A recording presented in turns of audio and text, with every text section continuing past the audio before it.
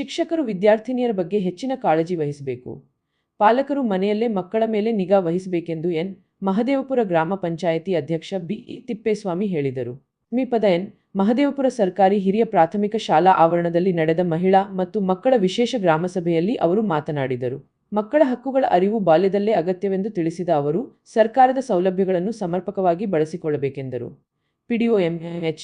ಗಿರೀಶ್ ಮಹಿಳೆಯರ ಸಮಸ್ಯೆಗಳಿಗೆ ಗ್ರಾಮಸಭೆಯಲ್ಲೇ ಪರಿಹಾರ ನೀಡಲಾಗುವುದೆಂದು ಹೇಳಿದರು. ಬಾಲ್ಯ ವಿವಾಹ, ಪೋಕ್ಸೋ ಕಾಯ್ದೆ ಹಾಗೂ ಮೊಬೈಲ್ ದುರ್ಬಳಕೆಯ ಕುರಿತು ಜಾಂಡರ್ ಸ್ಪೆಷಲಿಸ್ಟ್ ಡಿ. ಗೀತಾ ಮಾಹಿತಿ ನೀಡಿದರು. ಪೊಲೀಸ್ ಡಿಸಿಪಿಯು, ಅಂಗನವಾಡಿ ಸಿಬ್ಬಂದಿ, ಶಿಕ್ಷಕರು ಹಾಗೂ ಗ್ರಾಮಸ್ಥರು ಭಾಗವಹಿಸಿದ್ದರು.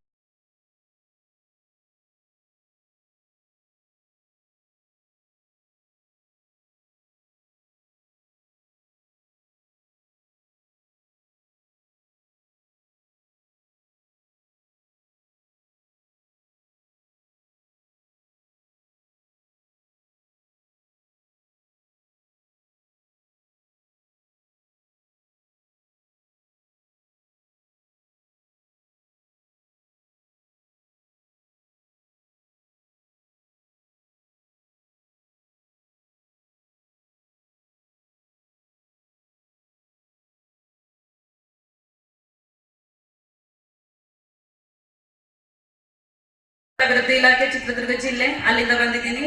ವೃತ್ತಿ ಬಂದ್ಬಿಟ್ಟು ಜೆಂಡರ್ ಸ್ಪೆಷಲಿಸ್ಟ್ ಆಗಿ ಕಾರ್ಯನಿರ್ವಹಿಸ್ತಾ ಇದ್ದೀನಿ. ಮೇನ್ ಆಗಿ ಮಕ್ಕಳ ಗ್ರಾಮ ಸಭೆ ಇದೆ, ಮಕ್ಕಳ ಗ್ರಾಮ ಸಭೆ ಮತ್ತೆ ಮಹಿಳಾ ವಿಶೇಷ ಗ್ರಾಮ ಸಭೆ ಇದೆ. ಸೊ ಆ ವಿಷಯದಲ್ಲಿ ಫಸ್ಟ್ ನಾನು ತೆಗೆದುಕೊಳ್ಳುವಂತ ಟಾಪಿಕ್ ಯಾವುದು ಅಂದ್ರೆ ಬಾಲ್ಯ ವಿವಾಹ ಇದೆ, ಪೋಕ್ಸೋ ಕಾಯ್ದೆ ಇದೆ, ಮತ್ತೆ ಮದುವೆ ಆಗದೆ 18 ವರ್ಷದ ಒಳಗಡೆ ಹೆಣ್ಣು ಮಕ್ಕಳು ಗರ್ಭಿಣಿ ಆಗ್ತಿರೋದ್ರ ಸಂಖ್ಯೆ ಜಾಸ್ತಿ ಆಗ್ತಾ ಇದೆ, ಅದ್ರ ಬಗ್ಗೆ ತಗೋತೀನಿ. ಮತ್ತೆ ನಮ್ಮ ಇಲಾಖೆ ಪ್ರಧಾನಮಂತ್ರಿಯವರ ಒಂದು ಯೋಜನೆ ಇದೆ, ಬೇಟಿ ಬಚಾವೋ ಬೇಟಿ ಪಢಾವೋ. ಇದು 2015ರಿಂದ ಇಡೀ ದೇಶದಾದ್ಯಂತ ಜಾರಿಗೆ ಬಂದಿದೆ.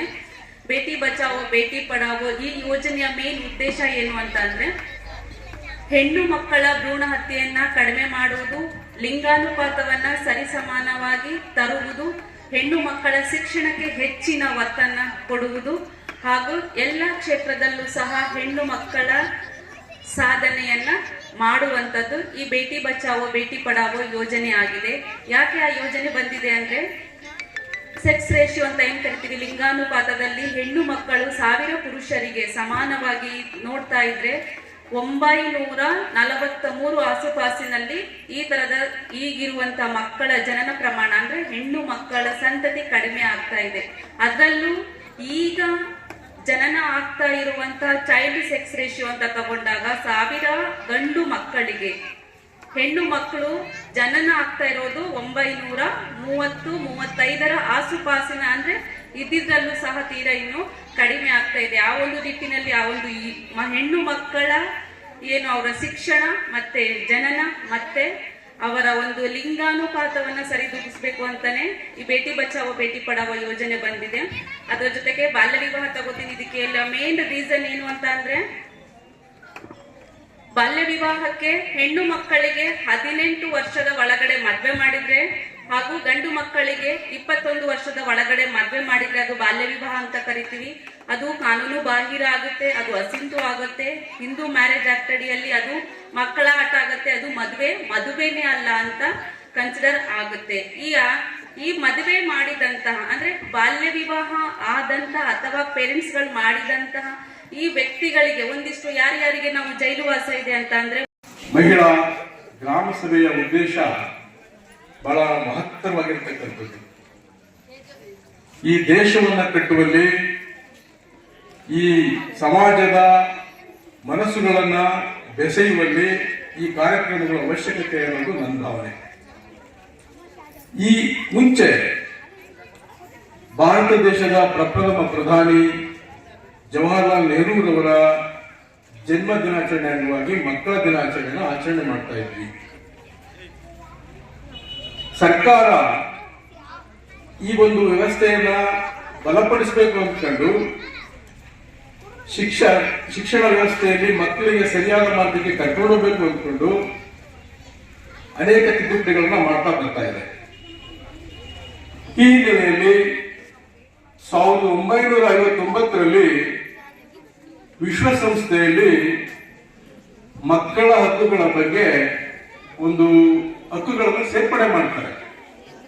ಇಡೀ ಪ್ರಪಂಚದಾದ್ಯಂತ 191 ದೇಶಗಳು ಸೇರ್ಕೊಂಡು ಮಕ್ಕಳಿಗೆ ಯಾವುದೇ ಹಕ್ಕುಗಳಿಲ್ಲ, ಅವರಿಗೆ ರಕ್ಷಣೆ ಇಲ್ಲ, ಹಾಗಾಗಿ ಅವರಿಗೆ ಕಾಪಾಡಬೇಕಾಗಿರ್ತಕ್ಕಂಥ ನೂತನ ಜವಾಬ್ದಾರಿ ಸಮಾಜದ ಮೇಲಿದೆ ಎಂದು ಅವತ್ತು ಒಂದು ತೀರ್ಮಾನ ಮಾಡಿ ಹಕ್ಕುಗಳನ್ನ ಸೃಜನೆ ಮಾಡ್ತಾರೆ.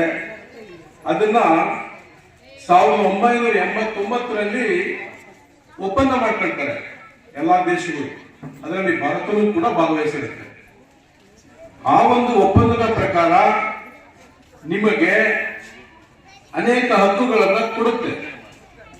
ಇಲ್ಲಿ ಬದುಕುವ ಹಕ್ಕಿರ್ಬೋದು, ನಿಮ್ಮ ರಕ್ಷಣೆ ಹಕ್ಕಿರ್ಬೋದು, ನಿಮ್ಮ ವಿಕಾಸದ ಹಕ್ಕಿರ್ಬೋದು, ನಿಮ್ಮ ಭಾಗವಹಿಸುವ ಹಕ್ಕಿರ್ಬೋದು. ಹೀಗೆ ನಿಮಗೆ ಒಟ್ಟು 59 ಹಕ್ಕುಗಳು ಬರ್ತವೆ. ಪ್ರಮುಖವಾಗಿ ನಾನು ಈ 4 ಹಕ್ಕುಗಳನ್ನ ಇಲ್ಲಿ ನಿಮ್ಮನ್ನ ಮನ್ನೆ ಮಾಡಿದ್ದೀನಿ. ಇವೆಲ್ಲ ಯಾಕೆ? ನೀವು ವೇದಿಕೆ ಮೇಲೆ ಬ್ಯಾನರ್ ನೋಡ್ತಾ ಇದ್ದೀರಿ ಅಲ್ವಾ ಮಕ್ಕಳ? ಅಲ್ಲಿ ಚಿತ್ರಗಳು ಕಾಣ್ತಾ ಇದ್ದಾವ? ಏನಿದೆ ಮಧ್ಯದ ಮಕ್ಕಳ ಗ್ರಾಮ ಸಭೆ ಬ್ಯಾನರ್ ಅಲ್ಲಿ ಏನಿದೆ? ಇಲಾಖೆಯಲ್ಲಿ ಚೈಲ್ಡ್ ಮ್ಯಾರೇಜ್, ಪೋಕ್ಸೋ ಕೇಸು ಮತ್ತೆ ಚೈಲ್ಡ್ ಅಬ್ಯೂಸ್ ಬಗ್ಗೆ ಇವಾಗ ಇಷ್ಟೊತ್ತು ಸವಿಸ್ತಾರವಾಗಿ ಗೀತಾ ಮೇಡಮ್ ಮತ್ತೆ ರೇಖಾ ಮೇಡಮ್ ಹೇಳಿದ್ದಾರೆ. ಅದಕ್ಕಿಂತ ಹೆಚ್ಚಿನದಾಗಿ ಹೇಳ್ಬೇಕಂದ್ರೆ ಮಕ್ಕಳು ನಿಮಗೆ ತುಂಬಾ ಲೇಟ್ ಆಯ್ತು. ನಮ್ಮ ಇಲಾಖೆಯ ಯೋಜನೆಗಳ ಬಗ್ಗೆ ಹೇಳ್ಕೊಡ್ತೀವಿ. ಮಕ್ಕಳ ಗಲಾಟೆ ಮಾಡಬೇಡಿ, ಸೈಲೆನ್ಸ್ ಆಗಿರಿ. ನಿಮ್ ಚೈಲ್ಡ್ ಹೆಲ್ಪ್ ಲೈನ್ ಒಂದು ನೆನ್ಪಿಟ್ಕೊಳ್ಳಿ, 1098 ಮತ್ತೆ 112 ಹೇಳಿ ಮಕ್ಕಳ. ಏನು 1098 ಮತ್ತೆ 112. ಎಮರ್ಜೆನ್ಸಿ ಇದ್ರೆ ನಮಗೆ ತೊಂದರೆ ಕೊಡ್ತಾ ಇದ್ದಾರೆ, ನಮಗೆ ಮದುವೆ ಮಾಡ್ತಾ ಇದ್ದಾರೆ, ನಮಗೆ ನಮ್ಮ ಮನೇಲಿ ಈ ತರ ಮಾತಾಡ್ತಿದ್ದಾರೆ ಅಂತ ನಿಮ್ ಗಮನಕ್ಕೆ ಬಂದ್ರೆ ಈ ಒಂದು ನಂಬರ್ಗೆ ಯಾವುದೇ ಒಂದು ಅಮೌಂಟ್ ಇದು ಟೋಲ್ ಫ್ರೀ ನಂಬರ್ ಇರುತ್ತೆ, ಕರೆ ಮಾಡಿಬಿಟ್ಟು ನೀವು ಹೆಲ್ಪ್ ಕೇಳ್ಬೋದು. ನಾವು ಬಂದು ನಿಮ್ಮನ್ನ ರೆಸ್ಕ್ಯೂ ಮಾಡಿಬಿಟ್ಟು ಮತ್ತೆ ಮುಂದಿನ ಆಕ್ಷನ್ ಏನಿದೆ ಅದನ್ನ ನಾವು ತಗೊಂತೀವಿ. ಮತ್ತೆ ಇನ್ನೊಂದು ನಮ್ಮ ಇಲಾಖಾ ಕಾರ್ಯಕ್ರಮಗಳು ಯಾವ್ಯಾವ ಅಂದ್ರೆ ನಮ್ಮ ಇಲಾಖೆಯಲ್ಲಿ ಭಾಗ್ಯಲಕ್ಷ್ಮಿ ಯೋಜನೆ ಇದೆ. ಪೋಷಕರು ಬಹಳ ಜನ ಬಂದಿದ್ದೀರಾ. ಭಾಗ್ಯಲಕ್ಷ್ಮಿ ಯೋಜನೆ ಬಂದ್ಬಿಟ್ಟು ಇವಾಗ ಸುಕನ್ಯಾ ಸಮೃದ್ಧಿ ಯೋಜನೆ ಜೊತೆಗೆ ಮರ್ಜ್ ಆಗಿದೆ. ಗೊತ್ತಾಗಿದೆಯಾ ಎಲ್ರಿಗೂ? ಭಾಗ್ಯಲಕ್ಷ್ಮಿ ಫಸ್ಟ್ ಇತ್ತಲ್ವಾ, ಇವಾಗ ಸುಕನ್ಯಾ ಸಮೃದ್ಧಿ ಪ್ಲಸ್ ಭಾಗ್ಯಲಕ್ಷ್ಮಿ ಯೋಜನೆ ಎರಡು ಒಂದೇ. ಕೆಲವೊಬ್ರು ಮೇಡಮ್ ನಮ್ದು ಸುಕನ್ಯಾ ಸಮೃದ್ಧಿ ಫಸ್ಟಿಗೆ ಮಾಡಿಸ್ಬಿಟ್ಟಿದ್ದೀವಿ, ಇವಾಗ ಭಾಗ್ಯಲಕ್ಷ್ಮಿ ಯೋಜನೆಗೆ ಮಾಡಿಸ್ಬೇಕಾ ಬೇಡವಾ ಅಂತಂದ್ರೆ ನಮ್ದು ಫಸ್ಟ್ ಈಸ್ ಫಸ್ಟ್. ಅದು ನಿಮ್ದಾಗಿರ್ಬೋದು ನಮ್ದಾಗಿರ್ಬೋದು. ನೀವು ಸುಕನ್ಯಾ ಸಮೃದ್ಧಿ ಯೋಜನೆ ಸ್ಕೀಮಲ್ಲಿ ಫಸ್ಟ್ ಸೌಲಭ್ಯ ಪಡೆದಿದ್ರೆ ನಮ್ಮ ಭಾಗ್ಯ ನಾವು ಹಾಕೊಡ್ತೀವಿ. ನಾವು ನಮ್ದು ಏನಾದ್ರೂ ಸುಕನ್ಯಾ ಸಮೃದ್ಧಿ ಭಾಗ್ಯಲಕ್ಷ್ಮಿ ಆಯ್ತು ಅಂದ್ರೆ ನಿಮಗೆ ಅಂಗನವಾಡಿ ಅವ್ರು ತಿಳಿಸಿರಲ್ಲ. ಶಾಲೆ ಗುಳೆನಟ್ಟಿಯಲ್ಲಿ 9th ಸ್ಟ್ಯಾಂಡರ್ಡ್ ಅಲ್ಲಿ ಓದ್ತಾ ಇದ್ದಾಳೆ. ತುಂಬಾ ಚೆನ್ನಾಗಿದ್ದಾಳೆ. ಅವಳಿಗೆ ಒಂದು ತುಂಬಾ ಅದ್ದೂರಿಯಾದಂಥ ಸನ್ಮಾನನೂ ಕೂಡ ಸಿಕ್ತು. ಯಾಕೆ ಅಂತಂದ್ರೆ ಇಷ್ಟೆಲ್ಲ ಅವಳಿಗೆ ಆ ಧೈರ್ಯ ಬರ್ಲಿಕ್ಕೆ ಕಾರಣ ಏನಂದ್ರೆ ನಾವು ಕೊಡ್ತಕ್ಕಂಥ ಅರಿವು ಕಾರ್ಯಕ್ರಮ, ಬಾಲ್ಯ ವಿವಾಹದ ಬಗ್ಗೆ ಮತ್ತೆ ಪೋಕ್ಸೋ ಬಗ್ಗೆ ಅರಿವು ಕಾರ್ಯಕ್ರಮನ ಕೊಡ್ತಾ ಇರೋದ್ರಿಂದ ಹಾಗೆ ಸಾಕಷ್ಟು ಅದನ್ನ ಮನಸ್ಸಿಗೆ ತಗೊಂಡು ನಮ್ಮ ಬಾಲ್ಯ ವಿವಾಹ ಆದ್ರೆ ಮುಂದೆ ನನಗೆ ತುಂಬಾನೇ ಪರಿಣಾಮ ಬೀರುತ್ತೆ ಅಂತ ಹೇಳಿ ಚೈಲ್ಡ್ ಮ್ಯಾರೇಜ್ನ ಆಕೆನೆ ತಡೆಯೋದಕ್ಕೆ ಪ್ರಯತ್ನ ಪಟ್ಲು. ಸೊ ಈಗ ಒಳ್ಳೆ ಎಜುಕೇಶನ್ ಪಡಿತಾ ಇದ್ದಾಳೆ. ಅದ್ರ ಜೊತೆಗೆ ಹಿರಿಯೂರಲ್ಲಿ ಒಂದು ಘಟನೆ ನಡೀತು. ಮಗುಗೆ 10 ವರ್ಷ, ಪೋಕ್ಸೋ ಬಗ್ಗೆ ಹೇಳ್ತಾ ಇದ್ದೀನಿ. 10 ವರ್ಷ ಆ ಮಗುನ 1 ವರ್ಷದಿಂದ ಸೆಕ್ಸುಯಲ್ ಅಬ್ಯೂಸ್ ಆಗ್ತಾ